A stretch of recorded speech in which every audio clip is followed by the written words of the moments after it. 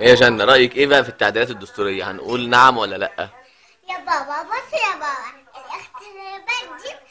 بص يا بابا، انا عايزه اقول لك حاجه.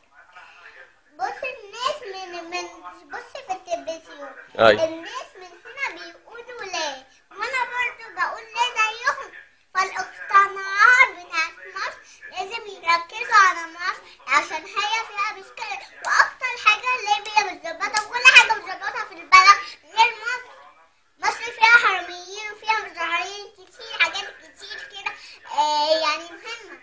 طب انت رأيك دلوقتي يعني في الآخر هتقولي نعم ولا هتقولي لأ للتعديلات الدستورية؟ أقول التعديلات الدستورية طبعا ليه؟ فأنت بتقول لماما وبابا إن هم نعم، بس ما ينفعش نعم. هو ليه؟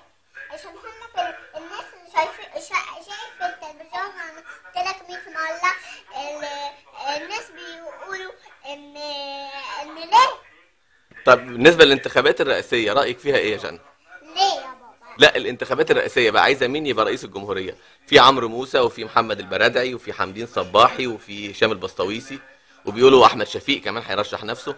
انت ايه رأيك في المواضيع دي؟ بابي بص، احمد شفيق ده كل شويه يقلد كل حد.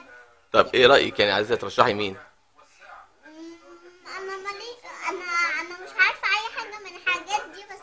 بس الاخبار بتاعت استراليا ما ينفعش الناس يتكلموا كده وهم بيحددوا كده. صح.